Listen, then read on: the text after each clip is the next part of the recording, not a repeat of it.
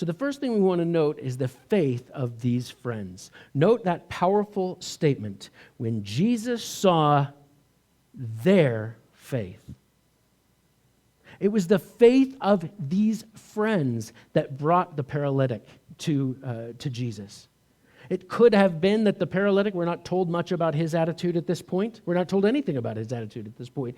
It could have been that he was even unbelieving, disbelieving, thinking, oh, there's no way that Jesus fellow could help me. Here he is. We're not told whether he's paralyzed from birth or had been paralyzed by some event throughout his life, but we know that based on the medical facilities that were available to him, he was going to spend the rest of his life totally helpless, lying on a mat.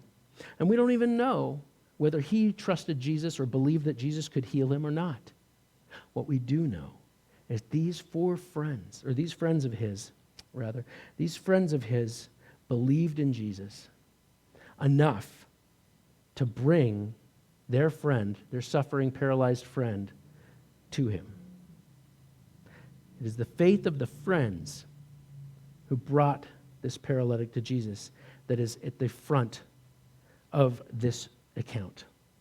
And I want us to take a moment and recognize that this is a beautiful picture of the simplicity of what evangelism should be about.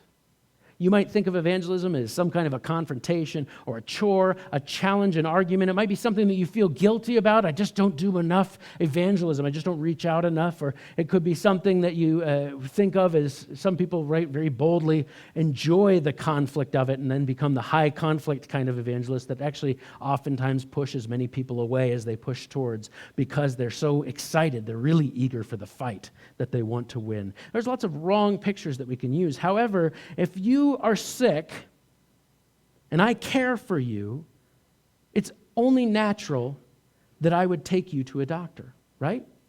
It's only natural if I love you and I have any positive regard and I find you're ill that I would help you get the attention that you need. Furthermore, if you love another person and they are, say, unemployed, would you not do what you could to help them find a job? Find out if there was an opening maybe in the company that you work for and invite them to apply, refer them? I mean, of course you would. You'd do this without even thinking, quite naturally. So the question then comes to us, what keeps us from bringing the spiritually sick, ailing, and destitute to Jesus?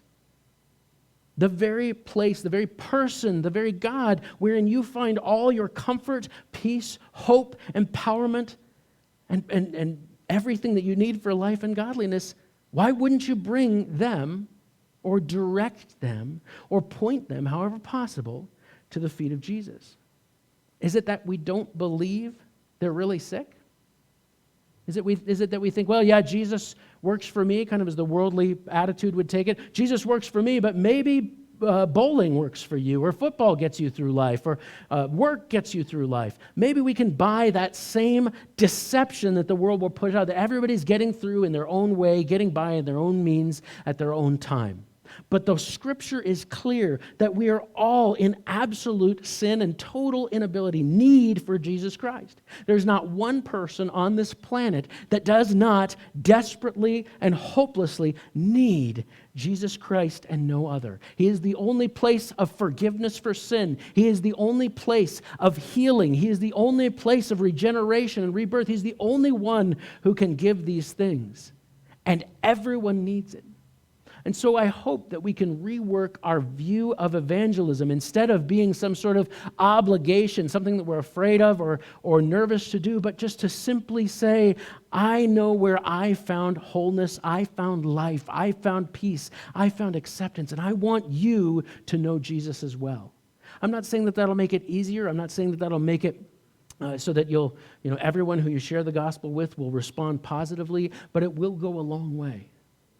Because if you are sharing out of your genuine knowledge of who Jesus Christ is, then you'll be motivated all the more, and not apologetically, to bring them to his feet.